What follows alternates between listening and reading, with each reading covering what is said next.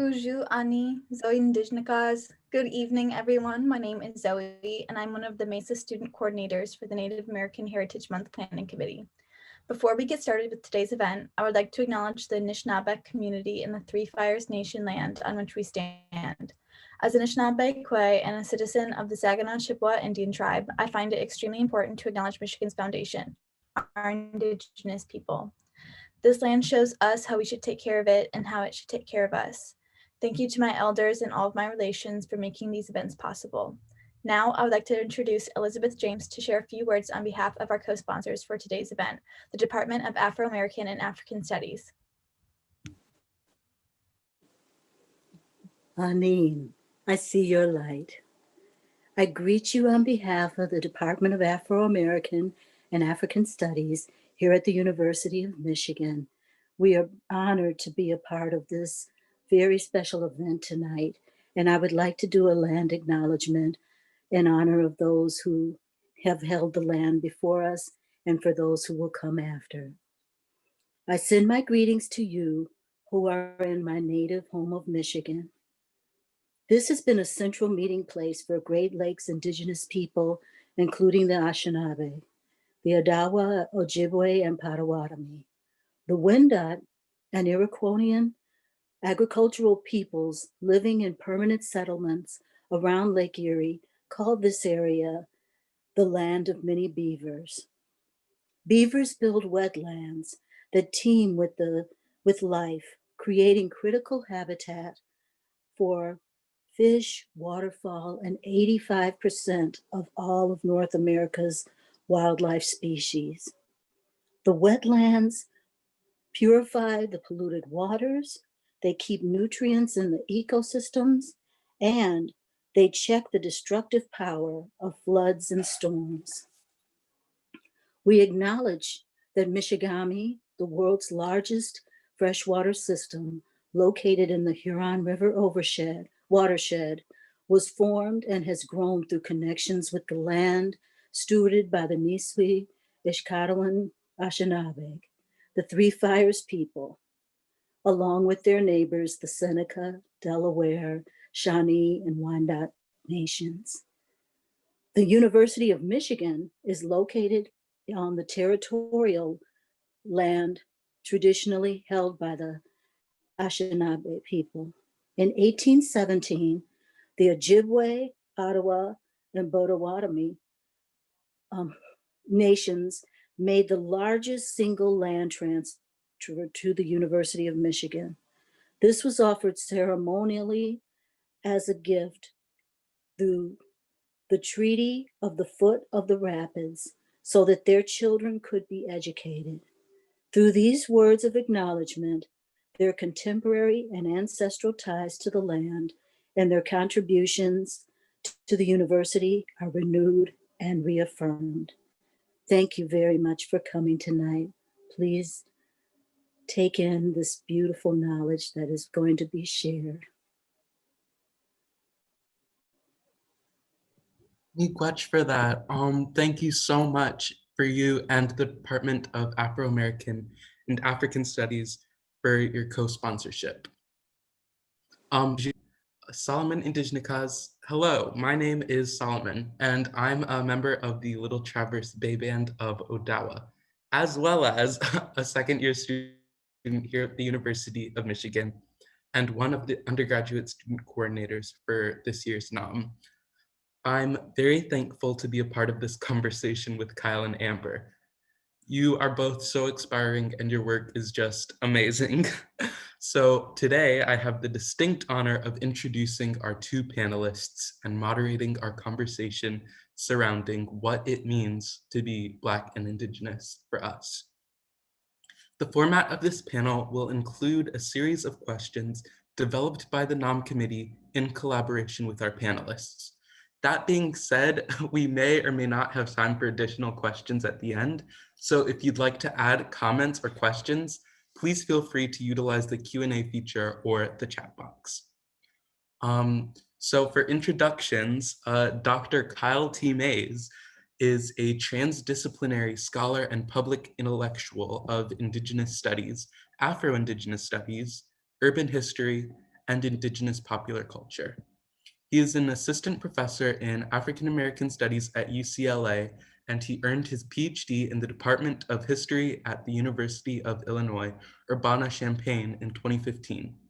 At present, he is working on 3 books. They're titled Hip Hop Beats, Indigenous Rhymes, Modernity and Hip Hop in Indigenous North America, The Indigenous Motor City, Indigenous People and the Making of Modern Detroit, and Decolonizing Hip Hop, Blackness and Indigeneity in Hip Hop Culture. As for our other panelist, Amber Starks, she is an Afro-Indigenous activist, aspiring cultural critic, commentator, a student of decolonial theory, and a budding abolitionist.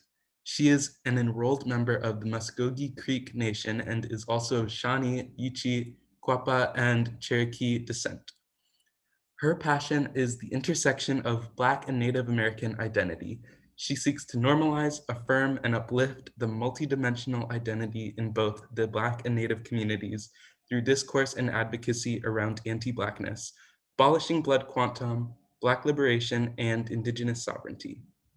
Her activism encourages Black and Indigenous peoples to prioritize one another and divest from compartmentalizing struggles. She ultimately believes the partnerships between Black and Indigenous people, as well as all people of color, will aid in the dismantling of anti-Blackness, white supremacy, and settler colonialism around the world. She earned a Bachelor's of Science in General Science, emphasis in biology and anthropology from the University of Oregon in 2003. So I know I just listed a whole lot of blurbs, but I would like you all to welcome, along with me, Dr. Kyle T. Mays and Amber Starks. So I guess the first question I have for the two of you is maybe if you want, you can introduce yourself and tell us a little bit about what you do and specifically about what being Afro-Indigenous means to you. Since I'm unmuted already, I'll go first. Pesche, Amber Chehochefkados, Ishti Muskogee Ome, Ishti Leshti Ome, Ishti Chari Ome. So I said, hi, my name is Amber. I am Muskogee. I am a Black person, and I am a red person or a Native person. Like my blurb says, I see myself as maybe not really an activist. I think I'm just trying to be in community with folks who are interested in pursuing a decolonial future, one where Black folks are truly liberated and Indigenous people have authentic sovereignty. Sovereignty is definitely a colonial word, but I'm interested in how we can be self-determinate people, how we can exist outside of the bounds of oppression underneath white supremacy, settler colonialism, and racialized predatory capitalism. I don't believe these are this that we exist in is our inheritance. I don't think that we deserve this. This is not something that we should be living under. And so my hope is that through conversation, through critical thinking, through trial and error, whatever means it takes, that we realize we deserve more than this. And so my work online and, hopefully after the coronavirus has done what it's done, unfortunately, that we'll be able to get together in spaces and really actively pursue genuine liberation, genuine sovereignty. And so the discourse online is really about, how do we get there together, and that we don't need a savior. We don't need to do this individually. We get to do this in community with one another. And so my hope then too is to think globally about this, because these settler projects are not national projects, they're international. We, franchise our ways, our American ways to the world. And so we as Black and Indigenous peoples here need to be thinking about, globally how our relatives are enduring settler colonialism, white supremacy, and predatory racist capitalism. And so as an Afro-Indigenous person, I'm still learning what that means and how to exist in that duality and that dimensionality.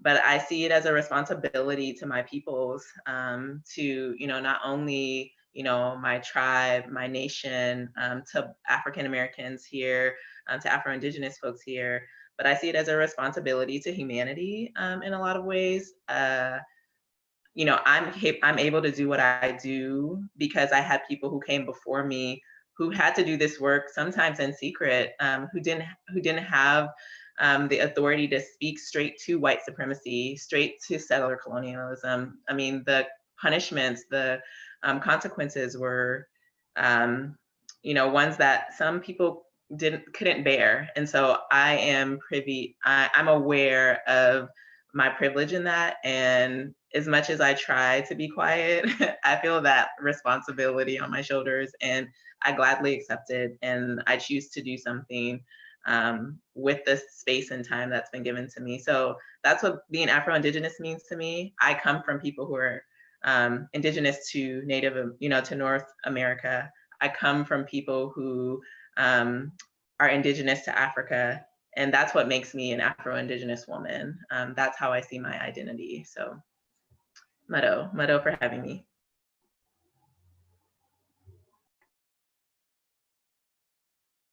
I will go next. So thank you again to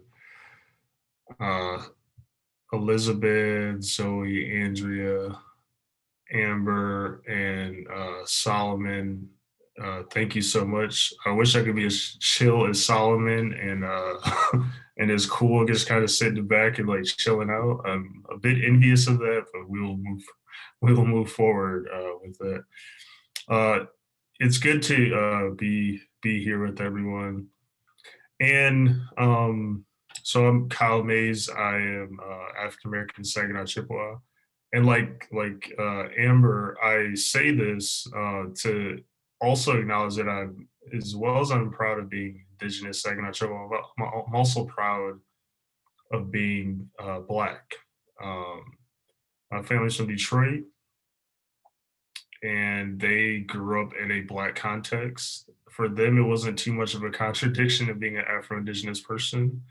You could hop to one Black Power meeting, then go to some Red Power meeting when they were active in the 70s. It wasn't a big deal for them. And so for me, that being instilled in me, it wasn't really until probably university where these things became so disparate and different, but it was never that different in my own family. And I just my contribution that I try to do is to one, really deal with two questions. The first one, and Amber and really got to the nail on the head of this.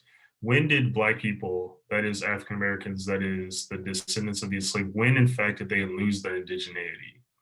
That is a historical question that we will continue to have to deal with well into the present and into the future. And it's a real question.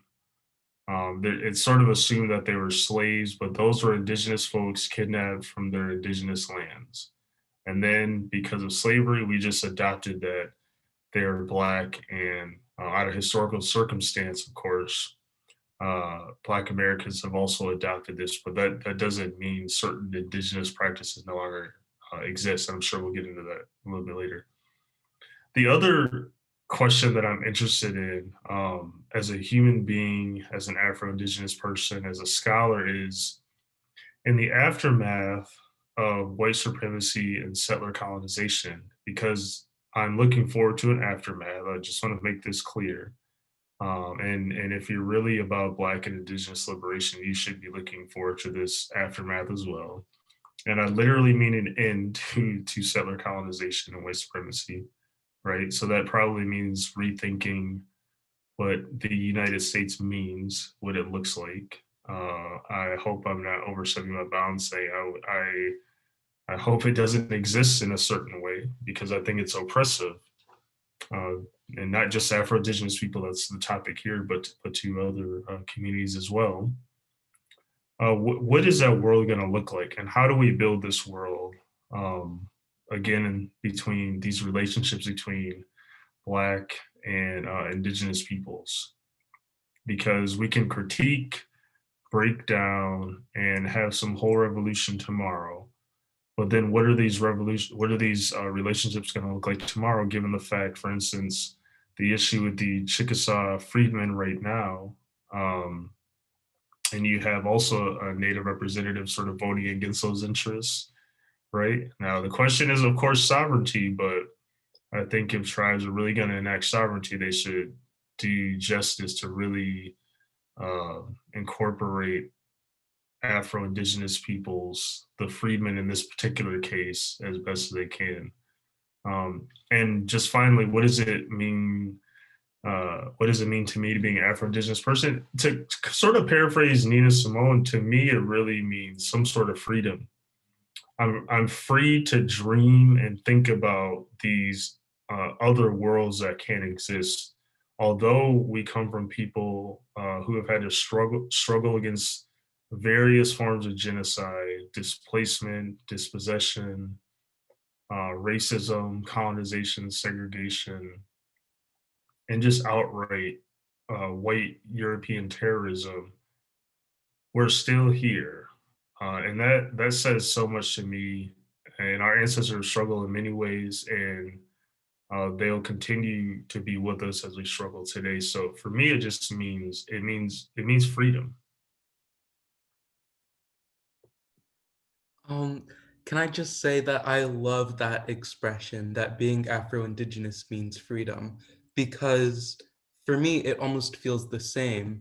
You know, being at the intersection of two completely full, beautiful cultures that are different in so many different ways, but also the same in so many different ways, and having the freedom to exist within both of them at the same time. It's really freeing in a way. I love that. Um, okay, so I guess to get into our first question for the night, we have this question that asks, often, at least from in my experience, I get this question that, how Native are you? Or what percentage Native are you?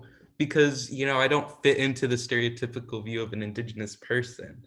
And this is mostly because throughout history, our communities have been affected by policies like blood quantum and the one-drop rule. And often Black Natives are racialized in a way that white Natives are not, simply because our society frames whiteness as invisible while also highlighting the visibility of Blackness. So I just wanted to ask you, how does our visible racialization seemingly limit or constrain or even affect our expressions of indigeneity? And what does that mean for Afro-Indigenous people?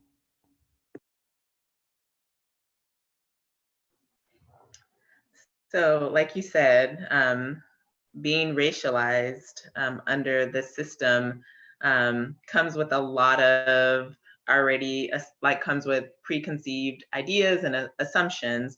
And as people who then are, still functioning, unfortunately, not us per se, but how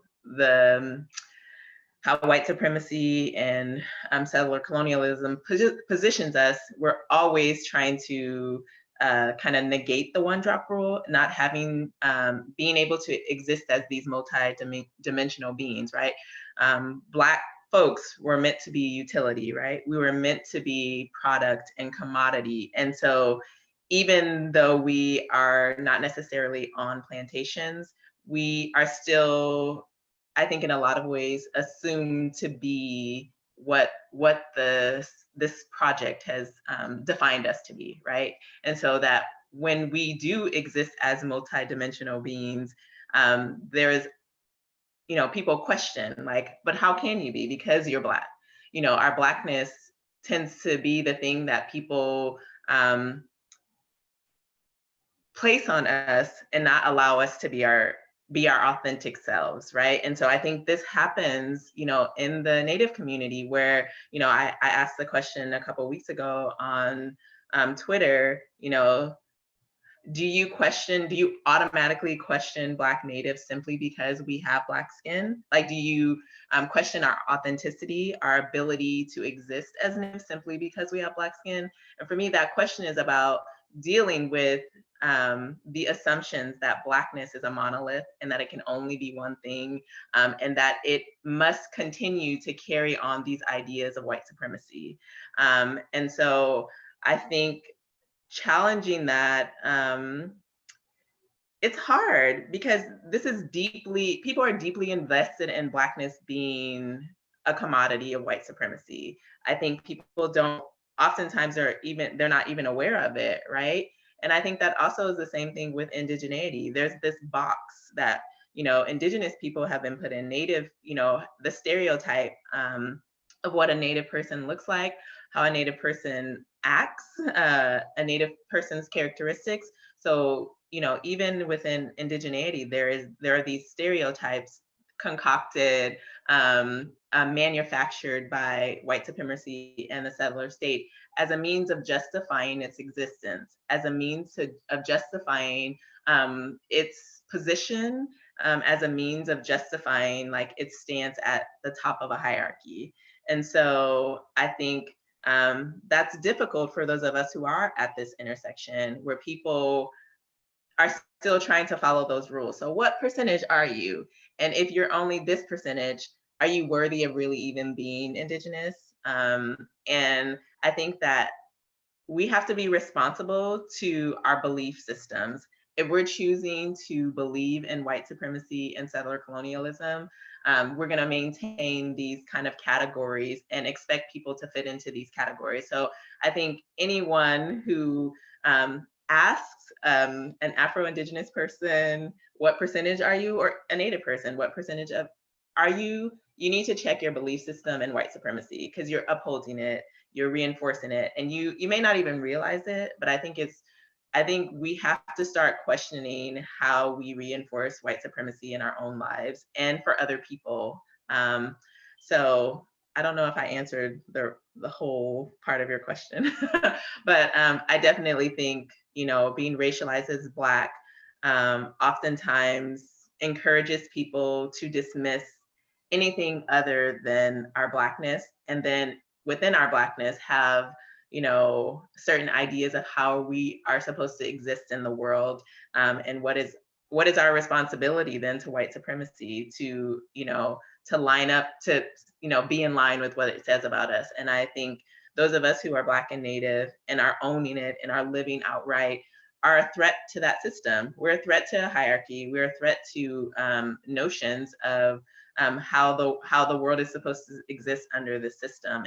And I'm really proud of us. I mean, I'm proud that we continuously buck up against that, and because we don't owe that system anything, we don't owe it any kind of ways of existing. We get to exist, like Kyle says, as free, and so I hope we continue to threaten these notions that we exist only in binaries. Yeah. Yeah, that's powerful. And so you said something about like we're not stuck on a plantation necessarily, but and I'm going to follow up on your point. We're stuck in the white imagination. And I think even Native people, when it comes to Afro-Indigenous people, can just adopt and accept those ideas. Like, for instance, two questions that I always sort of run some version when I'm in just a predominantly Native space. Sort of, why are you here? And it used to be, I used to have these really dope earrings made by this person, Lisa Brunk, shout out Lisa Brunk in Detroit. And why are you wearing those? So I was at an academic conference, and a peer of mine, they sort of were with some of their friends that I didn't know, and they came up to me and they go, where'd you get the earrings? I just had these like, I don't know, some earrings in my ear. I don't even remember what they were. And I was like, got them at a powwow. And they looked at me. They're like, powwow, huh? I was like, powwow? I mean, I don't know. I've gone to several of these now in my lifetime. And it's like, well, why are you wearing them? And I was like, wow, that's quite the leap. But in many different iterations and versions of this, and because like I think at least my particular family history is a part of my research and what I do, it's not as pervasive as it was, and it's certainly not what other Afro-Indigenous folks deal with that I've seen in different academic and also activist spaces. There's a whole set of issues around there, and so the next thing that I think happens, and I like to point it out, and Solomon did bring it up in the question, so I don't think I'm out of line, is the issue of whiteness in Indian country or in indigenous communities. So uh, and correct me if I'm wrong, Solomon, Amber, if we're just kind of out walking, how you're probably going to be racialized as what? Probably black, something, right? It's more than likely. Which is I get racialized as black all the time. It's fine, but there are consequences to that, right? You know how many times I've been pulled over by the police, um, or treated as a black person. No one asks if I'm, if are you indigenous? No, that's not the question. It's like I'm gonna treat you as a black person, or just other racialized experiences that I've experienced throughout my entire life. I get treated as a black person, not as a native person, as a black person. And so when I say whiteness in native communities, I mean those who might look white or be white coded or white passing, whatever term you want to use. I think a lot of folks kind of let whiteness slide through. They just say, I'm indigenous, they mention their tribe, etc. I'm cool with that, whatever. But I think it's a disservice to dismantling whiteness and white supremacy on the one hand, and also relatedly or in relationship to Afro-Indigenous peoples.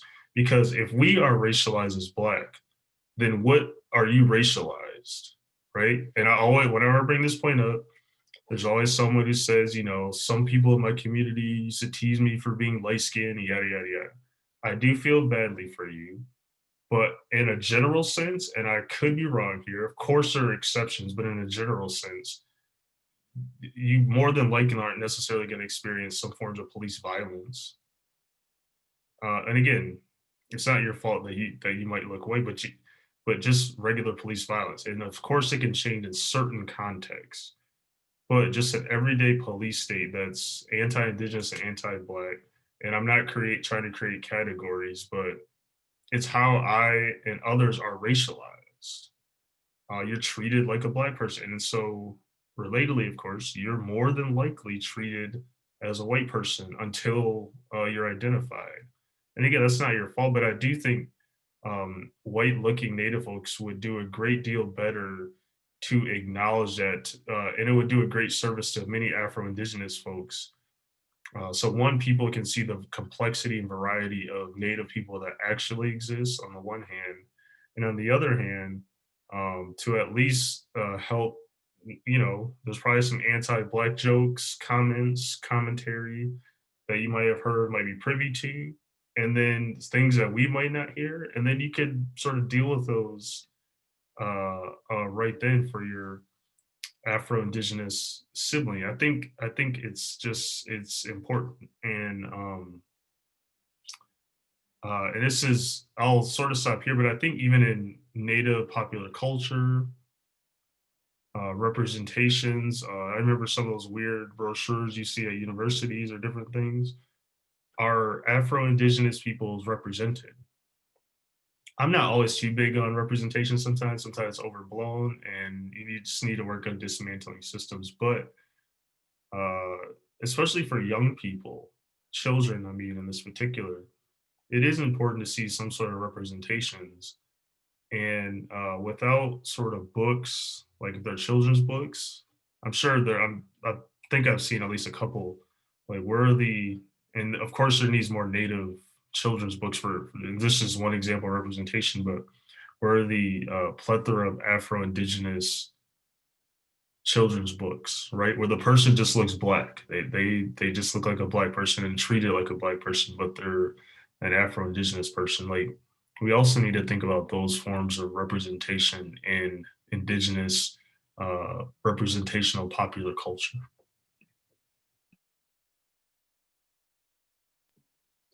I think those are some very, very interesting points that you bring up, because you're right. A lot of the time, people, when they, or at least in my experience, people tend to see my Blackness, and because of my light skin and my curly, coily hair, they assume that I'm mixed white and Black. And I often feel like I have this kind of veneer of whiteness that protects me in a way. And it's a little bit hard to work through in that way, because on the one hand, people still cross the street being a tall guy with curly hair. When I try to open the doors for people, some people may like jump back and clutch their purses. But in the same way, it's like, it's hard to describe, but I think those are some really interesting points that you talk about, Kyle.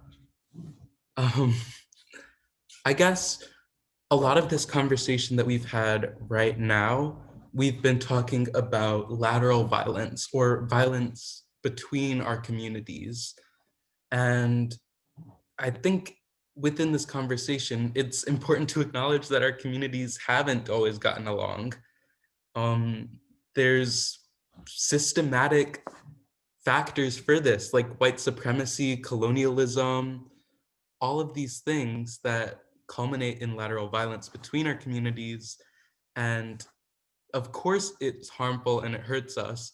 But I think the biggest question that we need to ask ourselves is, why do we feel the need to uphold these systems of oppression, such as colorism and blood quantum and racial slurs? Why do we feel the need to uphold these systems of oppression and suppression?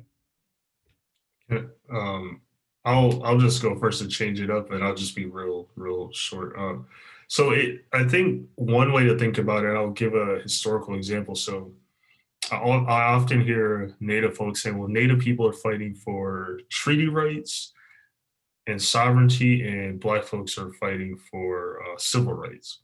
That is a complete flattening of history, especially of African American history.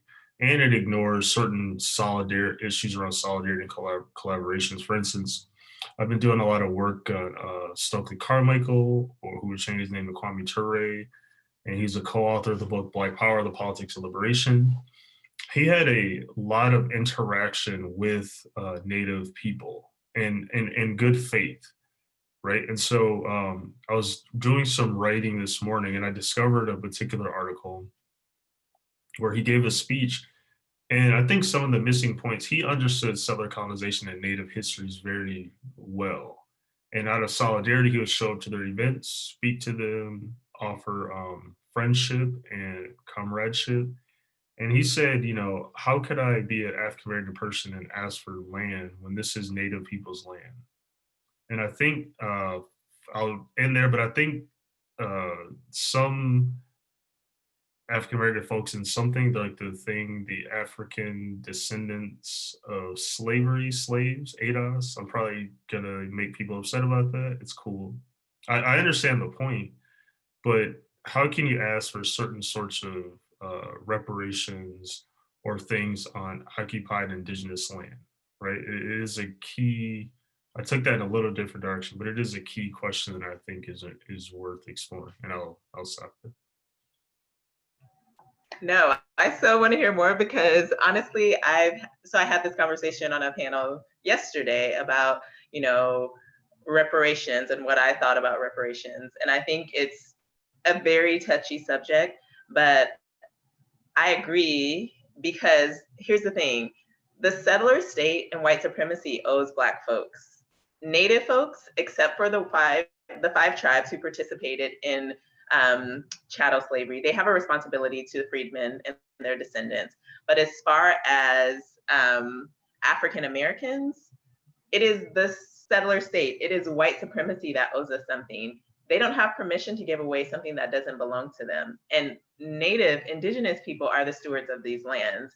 And so that's a hard discussion, I think, especially as Afro-Indigenous folks, like being in the middle, having to, say that to other Black folks when we have invested so much in this country, though. And so this settler state is what we have been commodities of, not native land, right? I often say my Native ancestors were forcibly removed, forced to walk the Trail of Tears so that my Black ancestors can work their land where my Native ancestors are buried, where my Native ancestors are supposed to be resting. And so Black folks were used to build the economy of the settler state. And so I think the whole thing about lateral violence that we have to be careful of is we don't think about it in context. We just see it as Black folks harming Native folks harming Black folks. But when we realize that we are utility, that we are instruments of white supremacy and settler colonialism, then we will understand that this is not us individually or as a group choosing to harm one another. And so this idea that we're competing for white supremacy's approval by harming one another, I think we just have to be careful with that. We have to be careful of not taking it out of context. And for example, the two things that I often hear whenever I make a post, whether it's about Black folks or whether it's about Native folks, Native folks will often say, well, what about the Buffalo Soldiers? And then Black folks will say, well, what about, Native people enslaved Black folks? So, my responses to both of those are, okay, so let's think about the Buffalo Soldiers. Oftentimes, the Native folks in the Southwest, the first experience with white supremacy and settler colonialism were these Black soldiers who had no choice. Like after the Civil War, this was their responsibility. It wasn't necessarily their choice, and it doesn't excuse harm and trauma that happened. But if you understand that they were tools of the settler state, you can step back and see like, whoa, this is not them as Black people trying to steal Indigenous land. Like they didn't, Black folks have not necessarily reaped, any kind of like benefit from the Buffalo Soldiers doing a job. But it doesn't excuse the trauma, right?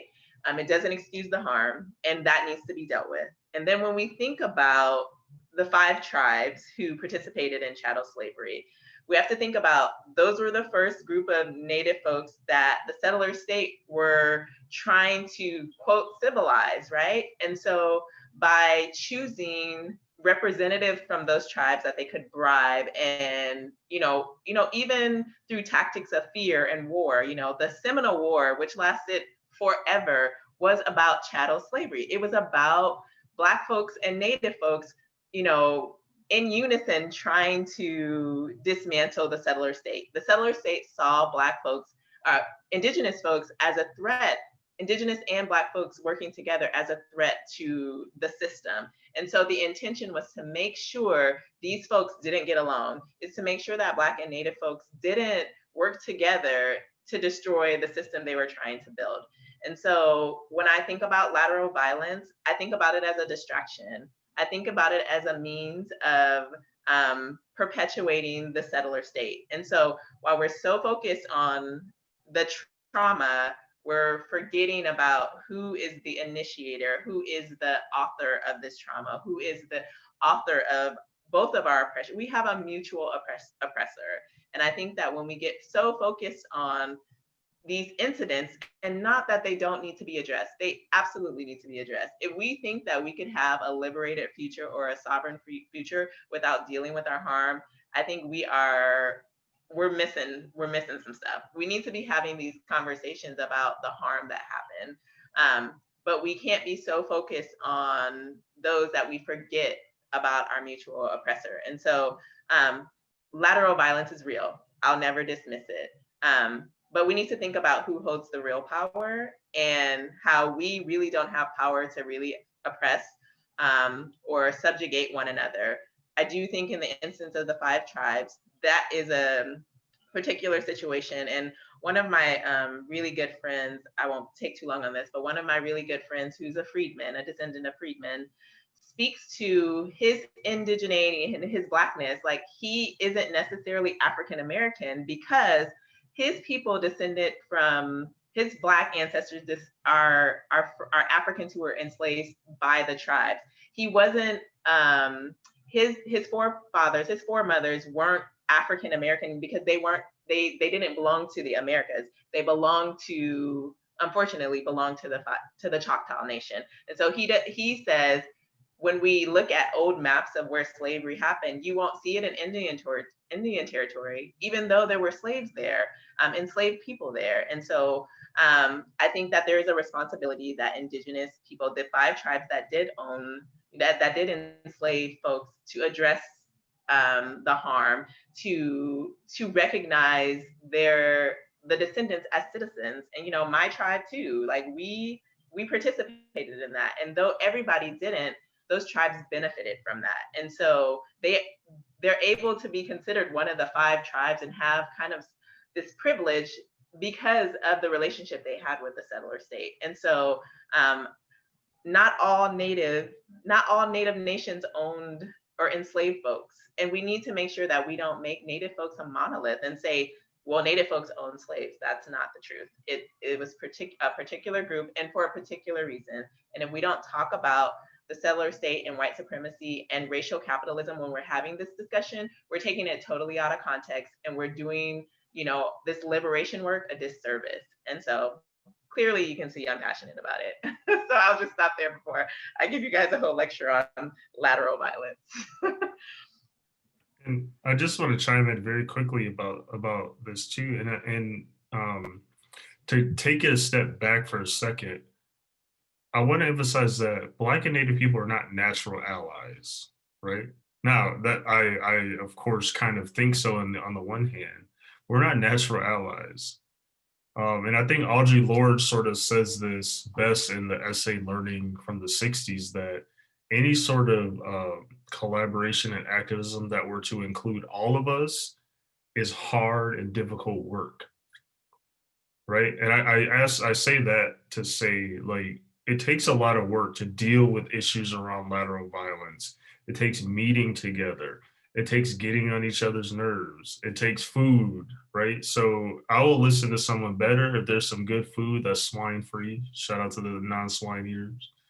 It takes a lot of work, and a meal always. I remember this elder, I was upset at something, and he's like, why don't you just like take that person to like a meal or get them a gift or something? So you know what? That's a good point. I have no money, but the point still remain. And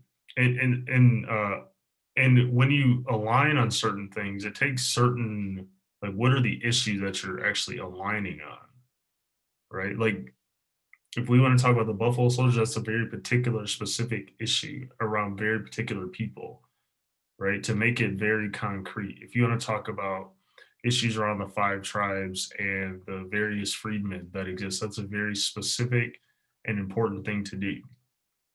And I got 2 last things. And so with that, with the freedmen, if those particular tribes really want to assert sovereignty, instead of saying we're sovereign, we didn't agree to that treaty, why don't you just find ways to incorporate those folks and do the right thing historically? If you really are a sovereign nation, then you should just incorporate those and apologize to their descendants and fully incorporate those. I mean, I have my suspicions about why not? I mean, do you just not want to be that close to Black people and Blackness? And of course, many of those are blood relatives as well. I mean, that could be one of the best ways to assert tribal sovereignty in those particular cases. And the last thing I want to say about lateral violence is it involves celebrity. I'm not too big on celebrities, I think it's an important point. Like, in 2017, if you remember Paper Magazine with the Nicki Minaj post, and the Pocahontas thing and Pocahontas and all these sort of like despicable, terrible things, right? People came at Nicki Minaj, and rightfully so. But I think, and she's also a celebrity, so there's that sort of caveat. But some of the critiques, I was like, is this just an excuse to really dig into anti-Blackness too? Right? And as Afro-Indigenous people, and I'm sure Solomon and Amber might agree to this, but whenever there's certain criticisms, it's like they're kind of extra. And so I'm always like, yeah, that was wrong, but why are you going so hard on this person, whatever the situation is? And I always have to filter it that way because of a history of anti-Blacks. I can't help myself. I have to think through like, what's the critique? Like, is it critique out of love, or is it a critique to like, oh, I knew Black people are like this, so I'm about to go in. And so, and again, even with that whole scenario, no one really questioned who the artist was. It was a white Argentinian cat, and no one really asked the question. Again, she's wrong. She shouldn't have posted it. Shouldn't have that caption. But the extra venom, at least in my estimation, was like, is it because this is a Black woman? I mean, I don't know. And can I just tag on one other thing? I agree. I think that we have all learned white supremacy. And with that, we've all learned anti-Blackness. And Blackness is at the opposite end of whiteness, right? And so when Black folks, do something wrong, or even those of us who are Afro-Indigenous, like there's this whole ideology that is believed around what Blackness is, and then also what punishments should go along with that, right? How we should be treated when we mess up, which is why, we as Black folks can be destroyed by the state. And people are just like, well, he shouldn't have done it. He should have been, walked with his hands up. But even when they walk with their hands up, they still are, Black folks are still harmed.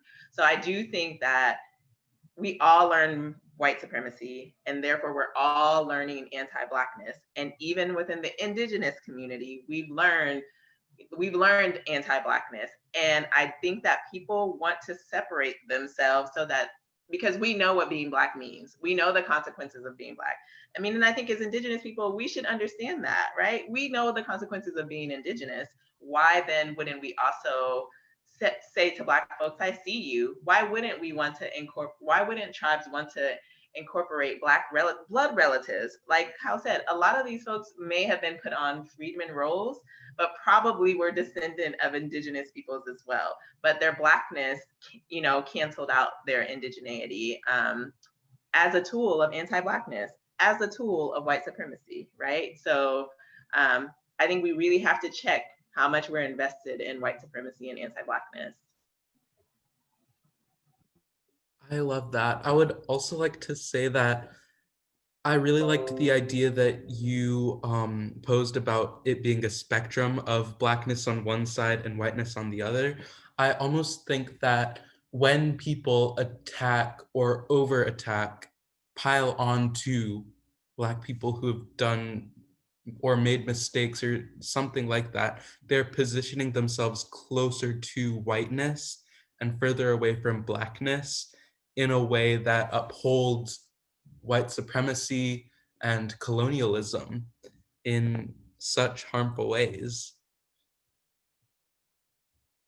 And one last thing. And I think in some ways it reproduces this idea of a prison industrial complex or mass incarceration to disappear those folks, to ignore them, so you don't have to deal with them anymore, instead of finding more, I would say, Black and Indigenous feminist forms of accountability. That even if there is harm, like how do you create a scenario in which you repair harm? Now, of course, back in the old days, some people, there was murder, or depending on the egregious scenario, but we're living in a different time, and I do think there are forms of dialogue and transformation that can happen to to help engage and deal with some of those issues. But again, I don't think even something like cancel culture, I don't think is created equal.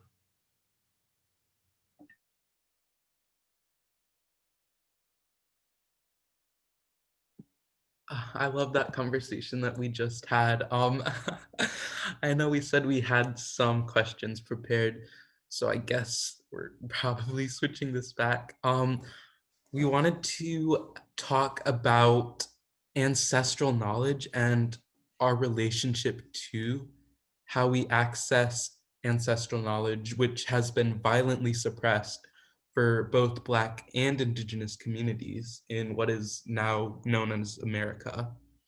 And in order to uncover our histories and our identities, essentially, we have to ask our ancestors, our relatives, our parents and grandparents to relive trauma and all of that comes with it. So I guess this is a question that asks, how do we as identity seekers then navigate these complexities, and how are Black and Indigenous folks specifically affected by the limited access to ancestral knowledge?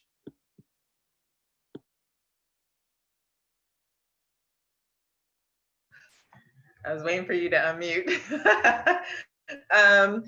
Yeah, I agree. Even in my own reconnecting journey, I've been asking my grandma, who's 82, just everything I could possibly think to ask her. And one day she just called me and she said, "Oh, I forgot to tell you, grandma such and such, was her and her brother were taken to boarding school when she was 4, she was 5 and he was 4." And then she sent me this picture of them, and I don't know, it may have been like right after they had come home. They were still pretty young and were able, their dad was able to, somehow get them home. And she said to me, "Yeah, I used to talk to her about it, but you can tell like how harmful it was, or how much pain it caused her, because she didn't really want to talk about it very much. But she said, I thought you should know." And that destroyed me, like I knew about boarding school, but I didn't have a connection to it prior to that, other than, what I'd heard from other people. And hearing like my grandmother's own, like how her voice changed when she talked about how her grandma dealt with it. And it's like, man, I'm so happy that she felt like she called me just to tell me that. But that was the extent of it. Like, that's all we're going to say, because her grandmother didn't want to talk about it. And so I think, when reconnecting or when seeking that knowledge, we have to be, there's a whole bunch of questions I had, but I think we have to respect that our relatives, our ancestors, the people close to us, or, people we're in relationship with, might have these traumas that they're still navigating some however many years later. And although we long for, some kind of tangible sense of like connection, we have to understand that, we might not get everything we want to be able to maybe justify our identity. I know that sometimes in reconnecting, I'm grasping for things in order to like validate myself. But what I have to realize is that my validation doesn't have to come at the pain of my ancestors and my relatives. That I have to remind myself that I am Native, I am Black, even if I'm missing some of those pieces. And it sucks, and like that is traumatic for me. I'm grieving a lot of things that I don't have access to. And I think the same thing for, non-Native Black folks, who, like Kyle said, we are the descendants of Indigenous peoples from Africa. Like, me not knowing where my people come from in Africa, like I have a general idea, but that sense of that loss of indigeneity from that, that side of me, I'm grieving that, I feel like we have a collective grief, even if we don't know what that means. Like, even if we can't identify it, I think there is this collective grief that we are having to navigate. And I don't know that I have the answer, how you deal with that. I think in a lot of ways I'm relying on my Native ancestry to ground me, but I love being Black too, even though there's this disconnection. I went to South Africa a couple of years ago, and I was at a little market, and a lady came up to me, and we were talking, and then she was like, "Oh, where are you from?" And I told her, I'm Black and Native, and my ancestry here. And I said, "But I don't know my people from Africa. Like, I don't know where I come from." And she said, "Welcome home." Like, it was just that simple. Like, welcome home. And then she started telling me, like, your ancestors are glad you're back, that you're on the soil. And, I'm in this market trying to like hold it together. I'm trying not to like, bawl on her shoulder. But just that simple gesture of, it doesn't matter that you don't know exactly, this is still your home.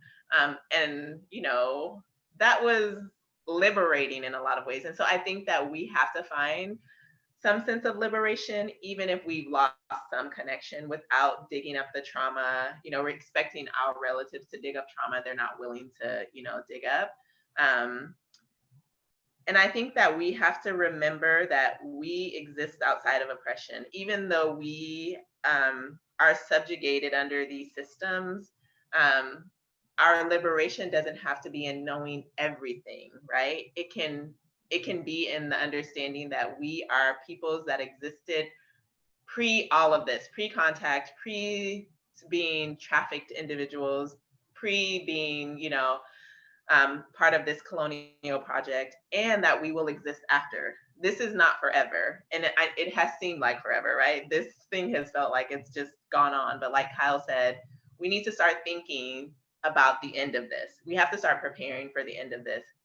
But we don't have to depend on using our elders' trauma to realize who we are, realize ourselves.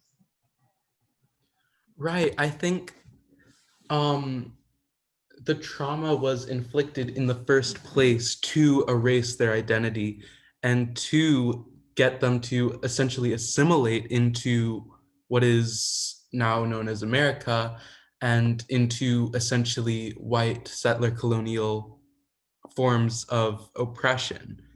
And in not forcing our relatives to relive trauma, and by essentially embracing ourselves without knowing all of the details, we are doing exactly what they don't want us to do. Yeah, and I think ancestral knowledge to me is being yourself in any particular moment, any particular historical moment, right? I mean, there's some things we won't be able to recover. And as Amber was saying, you don't want to sort of reproduce trauma and the real grief that it might be immaterial or difficult to trace, but there's real material consequences to something like genocide and colonization and slavery that is passed down in ways that we might not know. But one of my favorite scholars, and it's not just because he's Anishinaabe, but is Scott Richard Lyons at the University of Michigan. And what I always remember and appreciate about his book X Marks was when he's talking about identity policing, and the key question he asks is really not what kind of, but what identities are being produced at a particular historical moment. Not if you check certain boxes of what it means to be indigenous, do you do all the ceremonies 365 days a year? But it's really a diversity of what it means to be an indigenous person today, right? And we all have different journeys. And I think one of the best ways to it's getting also back to this idea of tradition. I always question, and it's not just because I'm a researcher, but I just naturally do it. What do people mean by traditional? Because often tradition is used to mask sort of exclusion. Like you don't want X person to gain certain sorts of knowledges. And even historically, looking at Native people, they're always learning, adapting, and producing new ideas and identities based upon the particular historical circumstance. So to say someone is more authentic, more traditional, what does that do to erase and exclude certain communities? And again, I think the burden weighs heavier for Afro-Indigenous folks at times. Um, how are we weaponizing that sort of language to discriminate and demarcate what it means to be Indigenous? And the question for me becomes, is that traditional to just exclude people? I mean,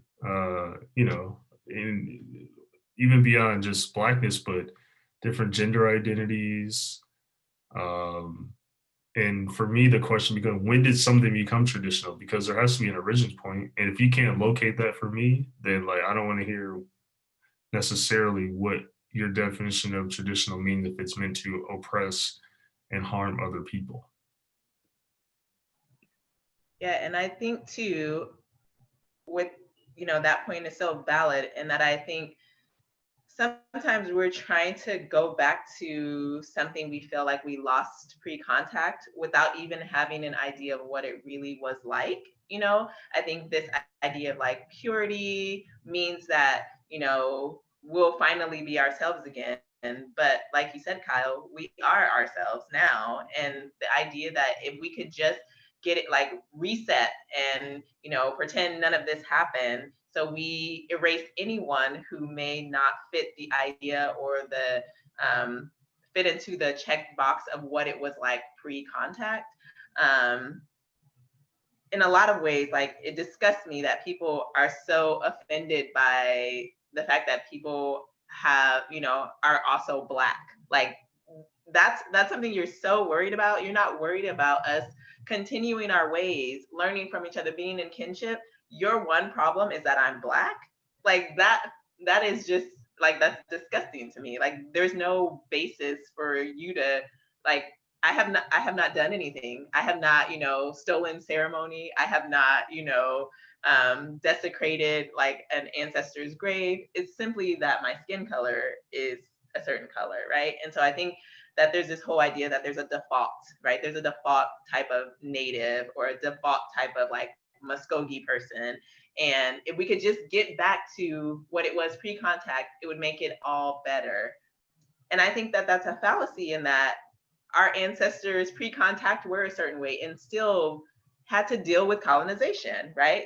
Them being, quote, pure blood did not save them from what's happening to us now. And so this whole idea that if we can go back to having full bloods, then everything will be okay, I think is romanticizing something that is unnecessary. Like we can have people who are also Black and still be Indigenous. We can still practice our traditions. We can still go to ceremony. We can still, speak our languages. Like Black people are not a threat to indigeneity.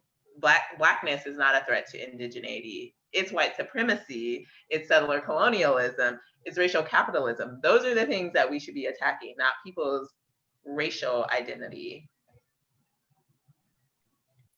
That was dope. Black people are not a threat to indigeneity. And one last point that I forgot to mention was, it is, and I share with Amber a grief that I don't know the details of my African Indigenous ancestry. And I mean, I'm pretty sure there are millions of Black folks who feel the same way. But of course, there are still some elements of of those Indigenous roots. For instance, in African American Vernacular English or Black English, right? It's rooted in West Africa. And if you ever read Frantz Fanon, when you're speaking a language, you're also producing or reproducing some form of identity and culture, right? So that is one element of many spiritual practices in Central South America. Also even in the Black church, like some sort of formation, dancing, shouting, and those sort of things. Those are sort of leftovers or elements of African Indigenous cultural practices that continue to exist. They might not have the same name, certainly not the same form, but they exist. And I think that shows to some capacity the importance of understanding Black indigeneity, if you will, or Afro-Indigeneity that continues to exist. I love that point, especially considering that practices that survived from West Africa survived because they were forms of resistance. For example, shouting in the Black church is a way to reach back to that tradition of dancing that was suppressed through slavery. I just think that that's a really important point that I love. And sorry, and like you can't listen to like Aretha Franklin or a host of other, and not, and again, it's immaterial, but not feel like the ancestors and the I don't even have the words for it, but like you can't listen to her sing Amazing Grace or any real, well, it's Aretha Franklin, so any song really that you don't feel like just something. There's something so indigenous to the passion in which a lot of Black women, especially musicians, like when they're singing, you just like feel it. And I always interpreted gospel music, especially as I gotten older. It's not always just like Aretha Franklin's song "Going Down Slow." It's not just talking about reaching out to heaven and God. It's like, am I returning and reconnecting spiritually to my African Indigenous roots? Right? They're seeking home in a certain way, and it can show up through gospel music, and of course it might be, but it's a double entendre. It's not just about God, but it's also about how can I return home? I'm going away, old glory. Like, how can I return? It's not just heaven. I think it's also something much deeper than that.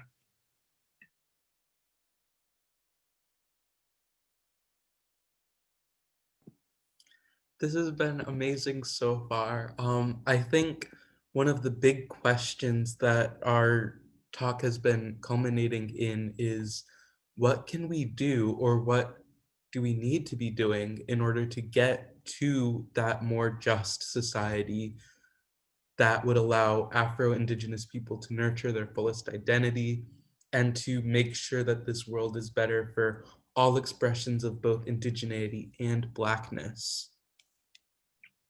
Um, I, I I think there's like a couple of practical things. One is um, what's going on right now. Like, we should really abolish the police, not just defund, but abolish. I mean, policing as a history rooted in controlling Black and Indigenous peoples and bodies. So, now it's cool to say, oh, I grew up on the res, I'm from the res. But um, that was a form of social control, at least historically. Maybe the definition has changed, but it was a form of social control. And of course, convict leasing and slave patrols and controlling and forcing people to document where are you at, where are you coming from, where are you going, and why are you here right now?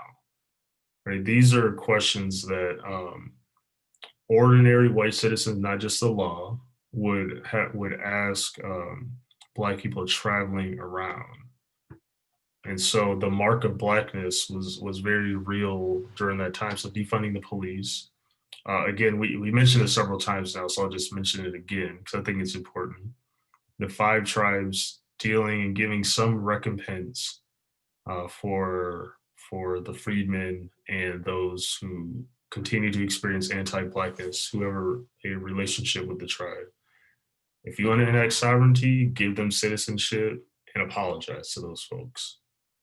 And I think the last thing is holding conversations.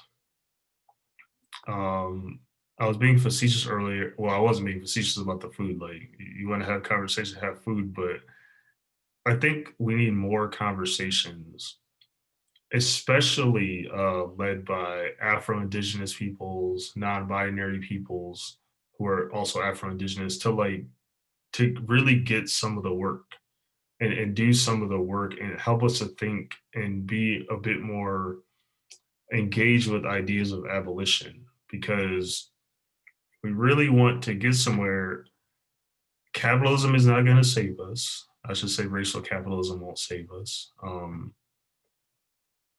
I know some of y'all is probably excited and out in the streets, hopefully with a mask on, but the election of Joe Biden, even though this crazy fool is trying to do a bunch of illegal stuff, Joe Biden and Kamala Harris are not going to save you. It's not going to end the killing of Black and brown people in the streets.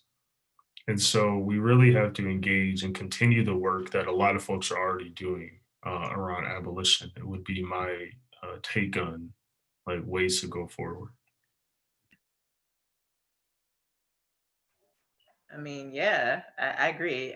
In my bio, I say I'm a budding abolitionist because I'm still learning what that means. Like, I'm learning from contemporary scholars, from, our ancestors who were the original abolitionists. And I think that sometimes we don't realize Native people were helping Black folks in the abolitionist movement. And so, like, when we talk about, how do we go about realizing this future? I think we have to realize that we have had partnerships from the beginning. We have worked together, and even though, like Kyle said, it may not have been like this natural allyship, it eventually, like, we realize, like, if we don't work together, the system is going to harm us. So I think what Kyle said is true, that we have to start dealing with like how non-white folks are being policed, and policed in so many different ways, like through culture, through actual policing through the state, and any other ways that, non-white folks are being, our bodies, our existences, our music, our bodies, our everything is being policed. But I also think that we have to like really see each other, and we have to believe each other. So like when Black folks say we're being harmed by the police, as Native allies, we should say, I believe you. And when Native folks are saying, our, missing, murder, Indigenous, Two-Spirit women are going missing on reservations, or being harmed because, the federal government doesn't give us absolute sovereignty to be able to criminalize people who come onto our reservations, we should say, I believe you. How can I help? How can I be an ally? Right. And so it's believing one another, believing in one another's existence and the value in that. I think it's so important that we don't just say that we want to be allies, but that we believe each other, and that we listen to each other, and that we let each other lead in that.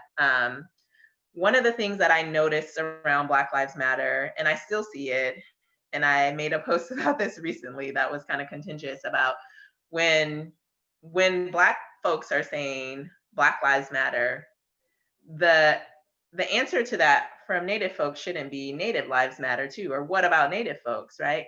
We are not in competition with each other. And as long as we see ourselves as competition for whatever it is, to be heard, to be approved of by, white supremacy, to be approved of by the settler state, like, we're missing it. We shouldn't be doing this for the approval of any oppressor, right? And so I think that as long as we see each other as like competition for who will get liberated first, who will get theirs first, then we're not really going to achieve the future that we're actually hoping for, in my opinion. So I think that there is a time and place to say, yes, like, Native folks were hurting, but not as a response to Black oppression. Like, why would we want to reinforce, like, we don't believe you, and what about us? There shouldn't be a what about us isms. It should be like, yeah, I believe you, and I'm here to be in solidarity. And when Native folks are saying, this is what's happening to us, we should be like, yeah, I believe you. How can I help, right?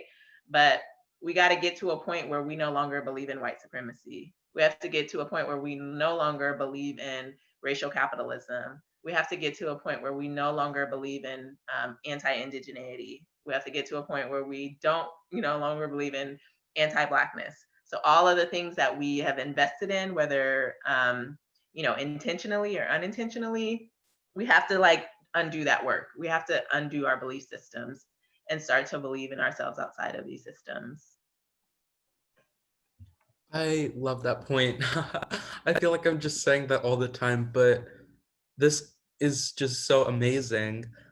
Um, I guess one question I have for both of you is, on our way to a post-settler world, after the dust has settled on everything, how can we make sure that we don't create or perpetuate hierarchies or unjust ways of ranking peoples within our new and hopefully better society?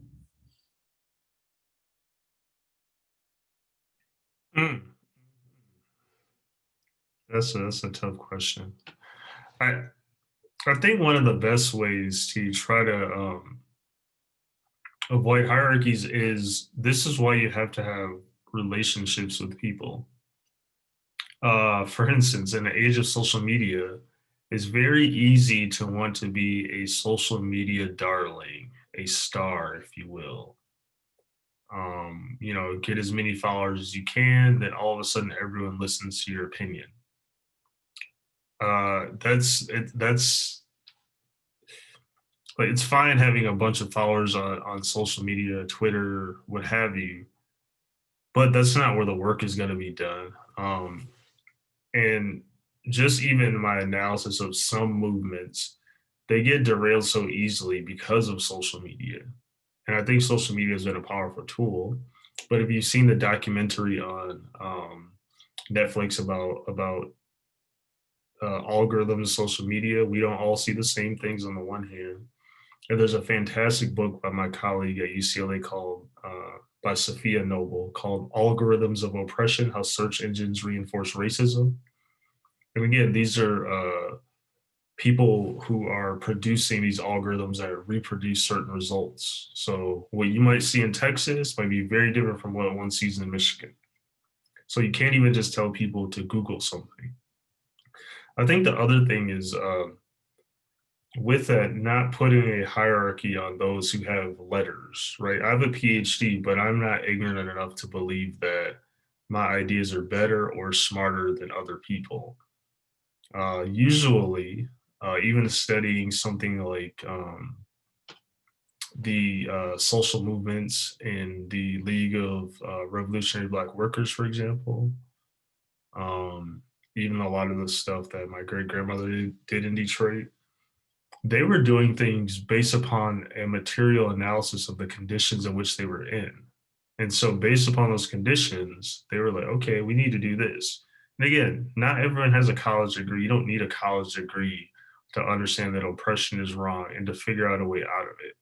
And until we kind of deal with those issues and get like, we don't need social media stars, always intellectuals, or the cool sort of hipster artists. You need people willing to kind of do the work. And the other thing is patriarchy, right? So even historically, there's been a lot of things where the men get all the height, cis hetero men getting all the height, and the women, queer folks are doing all the work behind the scenes, right? And if us cis hetero men are gonna do like, kind of dismantle these hierarchies, then we also have to do some of the quote unquote grunt work, which I like to call the real work of liberation and social change. Yeah, that's real good. I mean, I think the only thing I have really to add to that is, well, I guess two things. We have to start now. I think the idea of like waiting for this moment, this transition moment where then all of a sudden we're free, that's not how it works. Like Kyle said, we have to do the grunt work now. Like we have to start believing that hierarchies are awful now, and we have to be proactive about dismantling those hierarchies. But I also think we have to be aware of them. I think sometimes people are unaware of like the hierarchies that exist or they don't believe them, right? So when we talk about patriarchy, there's people who just like don't believe it, or some people don't believe in racism, right? Like, Kyle said earlier, sometimes people hide that behind tradition. Oh no, it's just tradition. And I hear a lot of folks say this, especially when it comes to like the freedmen. Oh, it's just tradition. Like, it was always matrilineal. So if your mother wasn't, then you aren't. And I've heard someone say, Black folks whose mother is Black, whose mothers are Black, their tribe is in Africa somewhere. And that is just tradition. And I'm just like, whoa, no, that's not how this works. That don't hide racism behind tradition, right? So I think we have to start believing hierarchies exist. We have to start dealing with them now and start practicing the dismantling of them and how we really want to live in that world post-colonial. Because I just think the whole idea that, we're all thinking once this happened, everything will be okay. But if we're all indoctrinated, if we're all enculturated around this current system, we're going to perpetuate it. It's how things work. And if we're so stuck here, there's going to be like this power vacuum, and who knows what will happen. Military, some other, power hungry person who tries to come in and replicate a system of oppression. So I think we just have to start practicing that now. Yeah, I think it's going to take group effort, instead of like having social media stars, which, if I'm honest, I do have a lot of people following me, but I feel this sense of responsibility to it. Like sometimes I just want to delete my account, because I'm like, this is. It was not a shot at you. No, I know.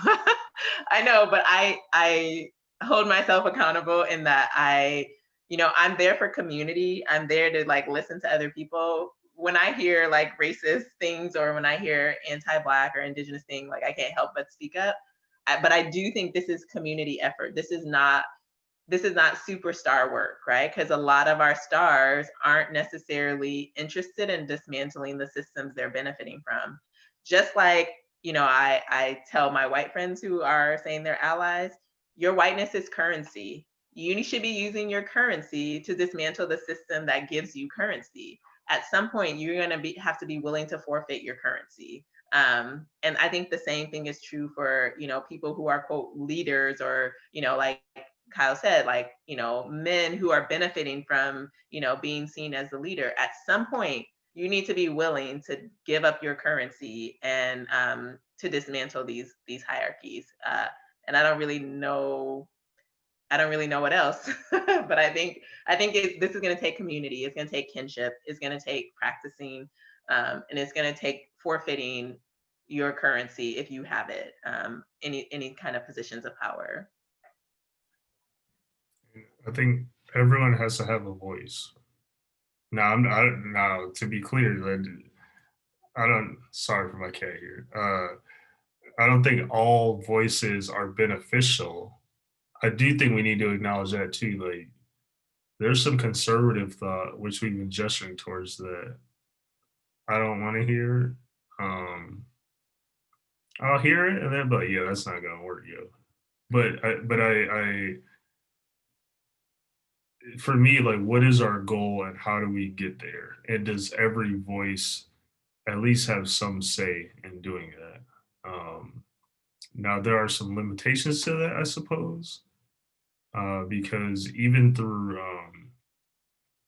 sort of charisma can, and I think in Black and Indigenous communities, always looking for a leader, one person, one male, instead of us collectively doing like the Combahee River Collective, like they kind of did this together, right? And I mean, I think those are the models we should really be looking after.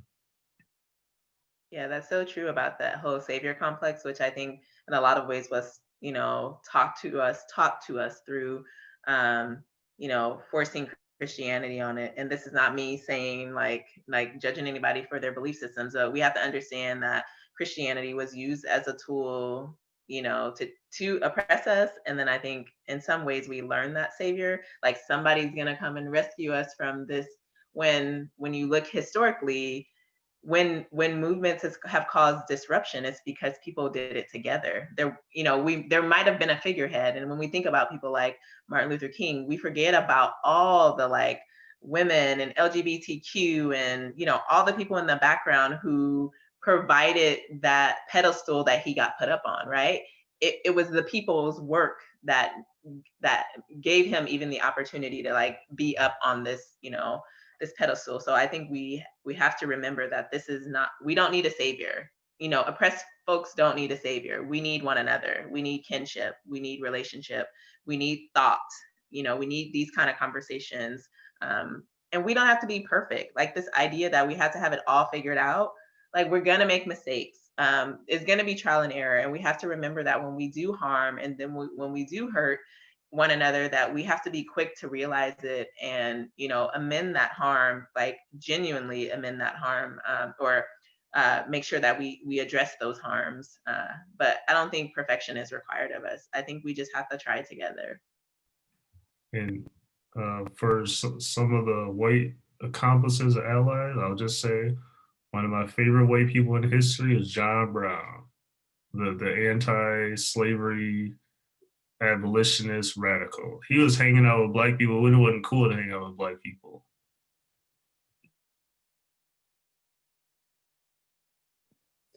Thank you so much. I know this evening we've talked a lot about the systemic challenges that come with being a part of a marginalized group, but I just want to acknowledge that there's so much more to Afro-Indigeneity than our marginalization.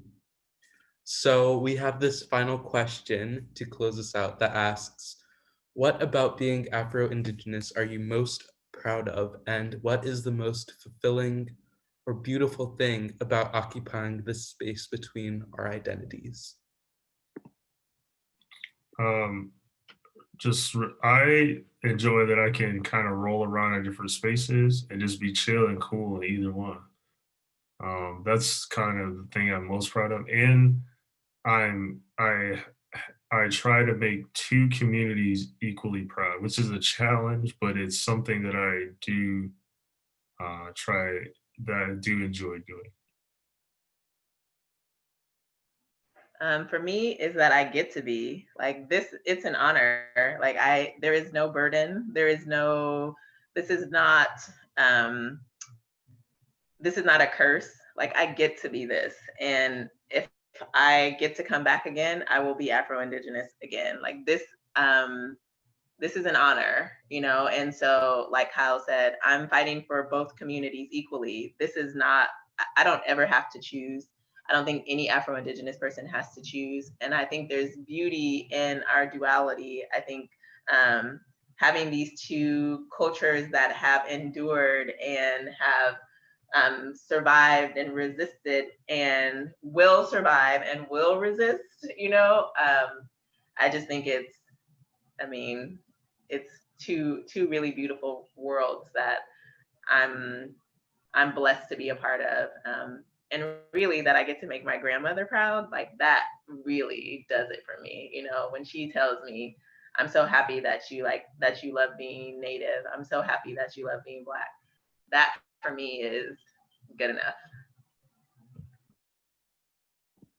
I think that's so beautiful.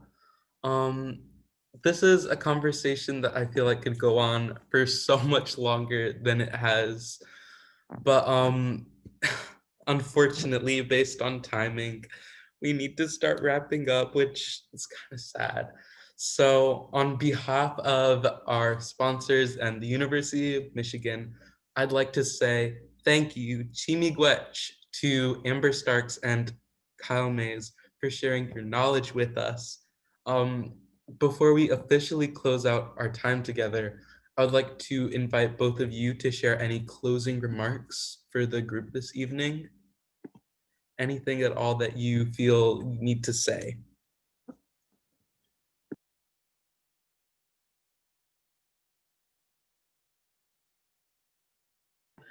I think the thing I want people to remember is that Afro-Indigenous people exist, and we are valid. We're beautiful, and we, you know, belong to these two worlds. Like we've been saying that we get to be a part of.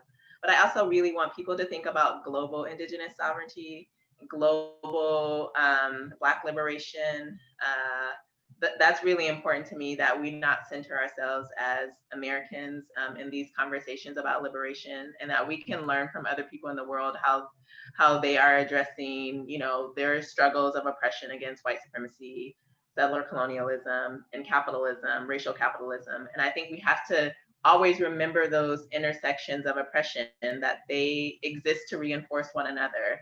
And so when you're thinking about racism, please think about capitalism. Please think about, you know, white supremacy, because those three work in tandem to systemically oppress people globally. And so let's not center America when we're talking about these forms of oppression, and about when we're talking about liberation. So thank you for having us, Solomon and Elizabeth and Andrea and Zoe and everybody in the background. Like, I appreciate you all for valuing my voice and valuing anything I have to say. And I'm glad to be in the fight with all of you. And I'll just sort of leave with two questions. Like, do you, and I mean the university, do you all want freedom? And what are you willing to do to get that freedom? Right, and I'll just sort of, I'll end it there.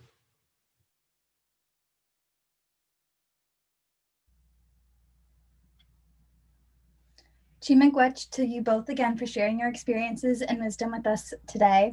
And Chimagwech to Solomon for moderating this wonderful discussion, being vulnerable and sharing your reality with us.